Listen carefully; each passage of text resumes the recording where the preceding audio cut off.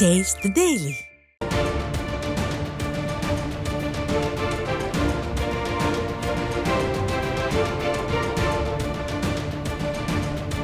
அண்மை செய்தி.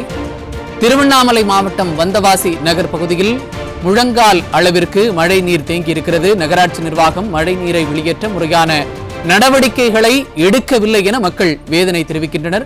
அதன் விவரங்களை வழங்குவதற்காக நமது செய்தியாளர் வேணுகோபால் இணைந்திருக்கிறார். அவரிடம் கேட்கலாம். வணக்கம் வேணுகோபால், மக்களுடைய பாதிப்பு எந்த அளவிற்கு இருக்கிறது? அத்தியாவசிய தேவைகளுக்காக மக்கள் என்ன செய்கிறார்கள்? விவரங்கள்.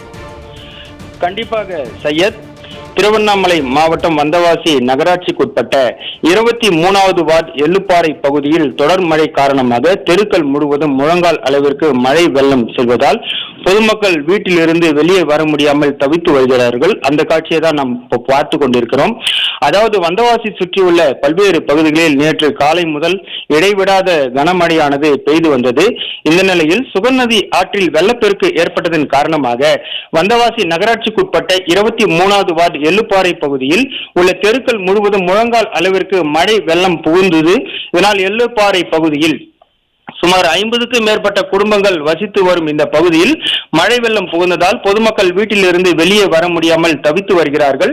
மேலும் 20 வீட்டிற்கு மேல் மழை நீரானது வீட்டிற்குள் புகுந்து விட்ட காரணத்தால் பொதுமக்கள் மாடியில் தஞ்சம் அடைந்து இருக்கிறார்கள்.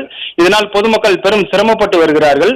அவசர தேவைக்காகவும் அதே போல அத்தியாவசிய தேவைக்காகவும் பொதுமக்கள் வெளியே செல்ல முடியாமல் பெரும் தவித்து வருகிறார்கள். குறிப்பாக வயதானவர்கள், குழந்தைகள் பெரும் சிரமப்பட்டு வருகிறார்கள்.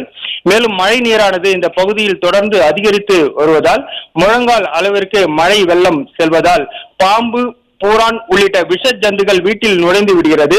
இதனால் மக்கள் மிகுந்த அச்சத்துடன் இருக்கிறார்கள். மேலும் இந்த பகுதியில் அதிக அளவில் மழை வெள்ளம் செல்வதால் சுவர் ஊறி போய் கீழே விழும் அளவிற்கு இருக்கிறது.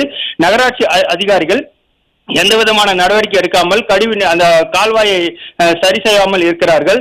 மேலும் அசம்பாவிதம் நடக்காமல் இருக்க ஸ்டாலின் அரசு நகராட்சி நிர்வாகம் மற்றும் வருவாய்த்துறை அதிகாரிகள் உடனடியாக நடவடிக்கை எடுத்து இந்த பகுதியில் வசிக்கும் மக்களை மீட்கப்பட்டு பாதுகாப்பான இடத்திற்கு அழைத்து செல்ல வேண்டும். அதே போல இங்குள்ள மக்களுக்கு உணவுகள் வழங்க வேண்டும் என்று பொதுமக்கள் கோரிக்கை வைக்கின்றனர்.